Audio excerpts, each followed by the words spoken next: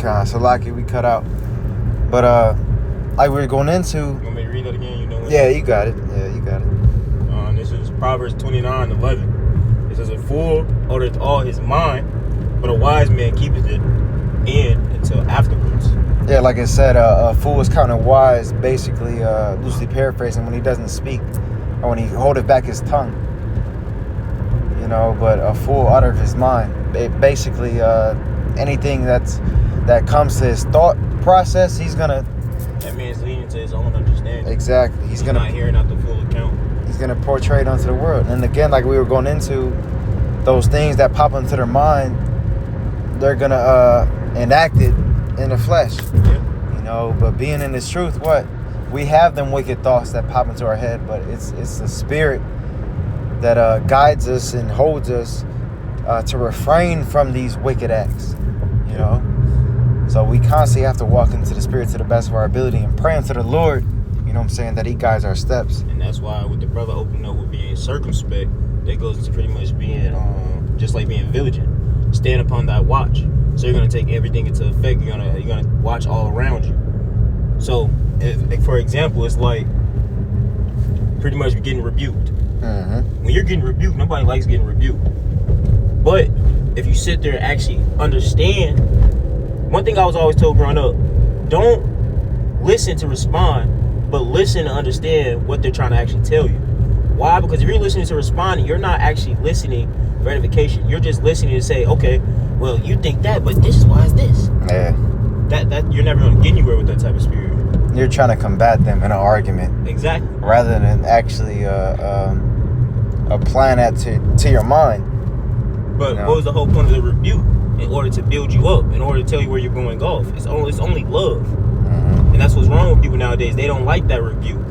That's why it says a fool uttereth everything that comes to his mind, but a wise man keepeth it. Why does a wise man keep it? Because maybe this brother's actually telling me something to my what's that word? Deciment? Pretty much something that's gonna benefit me. Right? Mm-hmm. Yeah, I had one real quick. This is when I wanted. This is Sirach 37, and I'll start at 12. Point being in 15. All right. Verse 12, Sirach, or Ecclesiasticus 37:12. But be continually with a godly man, whom thou knowest to keep the commandments of the Lord. Because why? Those men you hang around, like the brothers always quote, the birds of a feather flock together. The birds of a feather flock together. Very true. You know, so more often than not, we're with the brethren more often than people in the world, because the world doesn't understand that the fight that we actually go through, and their mind isn't screwed on right. You know, it says whose mind is according to thy mind. Right, they're on the same accord as you. Believers in Yahweh Bashem Yahushai, trying to basically be obedient to the best of their ability as well. It says, and will sorrow with thee if thou shalt miscarry. So basically,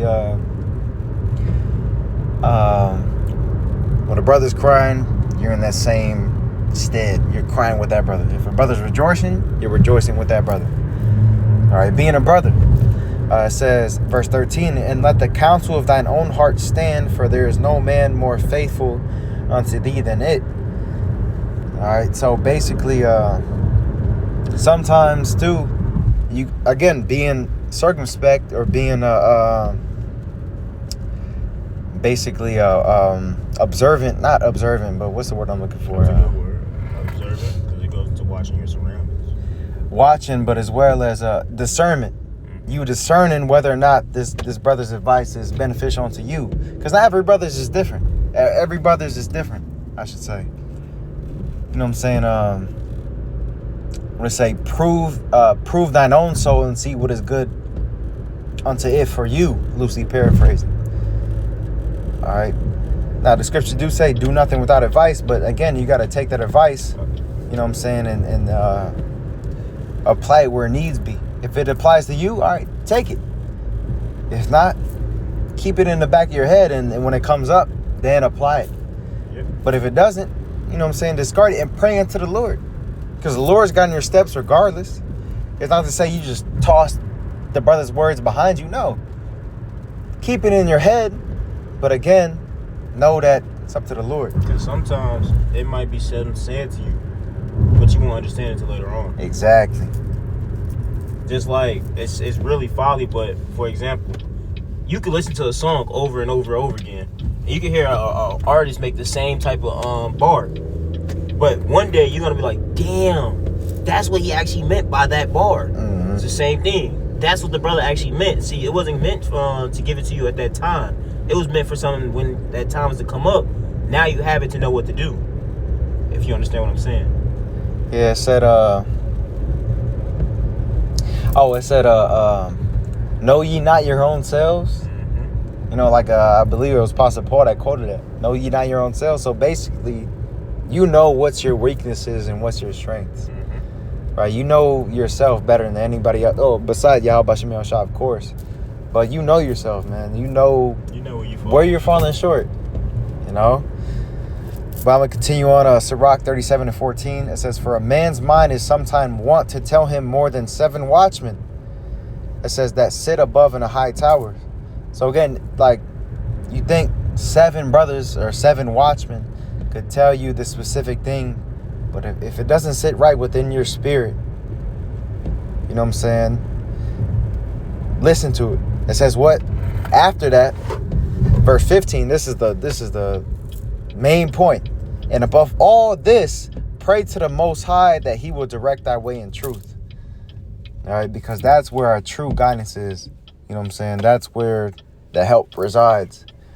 And ultimately, the brothers is the extension of the Lord. Don't get me wrong. But again, if it doesn't sit right with your spirit, you know, pray into the Lord and pray that he guides you in a way to make the right decision. All right. For that wise counsel. But I'm going to grab one more, then we'll close out. I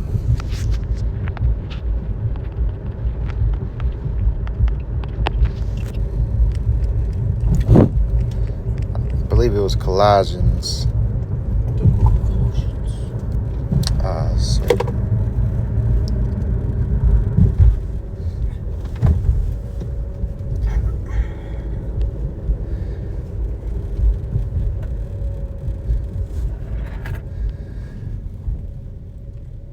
Bear with me, Salakia.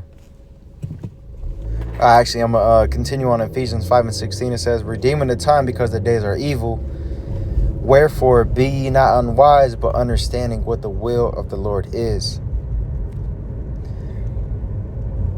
And that too, as well, because you got to know that, you know what I'm saying, we're right here in the days of, in the beginning of sorrows, but right around the corner is what? Jacob's trouble.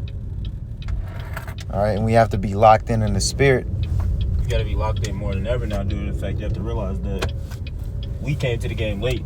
Esau, Edom already knew what it was, but yet this whole time he had us going off. So we finally got woken up. You have to be going 10 times harder than what you already was going. Right. It's that being returned, seek him 10 times more. Yep. This is the one I wanted. It's Colossians 4:5. It says, walk in wisdom toward them that are without, redeeming the time. So know, too, that even in your everyday life, knowing his truth, you know what I'm saying, knowing Yahweh Shem Yahushai, we have to let our light shine before men. You know what I'm saying? So that they may praise, what did it say? That they may praise the Heavenly Father, loosely paraphrasing. They're going to see you and like, damn, what's it about this dude that he doesn't smoke weed or he doesn't do this and that? He's different. He's different than the rest. He's set apart. So walk in wisdom toward them that are without. Because what? You might be able to convert, you know what I'm saying, an unbeliever. If it's Yahweh Shem Yahshai's will. And I'll read one more. It says, let your speech be always with grace, or be always with grace, meaning always. Seasoned with salt, that ye may know how ye ought to answer every man. And that's also going into being circumspect. Knowing when and when not to talk. Knowing what words to use when you're dealing with a particular spirit. It's a perfect example. That's what goes into that. Do not answer a fool according to his folly, and don't cast your pearls to swine. Roughly paraphrasing. So that's what goes into that circumspect. If you already see that a brother's being stiff-necked and he doesn't want to get it, why would you keep trying to give him something that he doesn't want?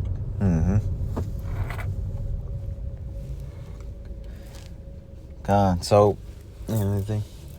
So with that, hey, Lord willing, this was edifying and exhorting unto you. Again, we want to give all praise, honor, and glory unto Yahweh, Bahashem, Yahweh Shai, Bahashem Rakak Wadash. Double honors again unto the apostles and the elders of Great Millstone, who rule well and teach well. Again, peace and salutations unto the hopeful elect. Why? Kwam Yasharala. Again, all praises to Yahweh, Bahashem, Yahweh Shai, Bahashem Rakak Wadash. Shalom.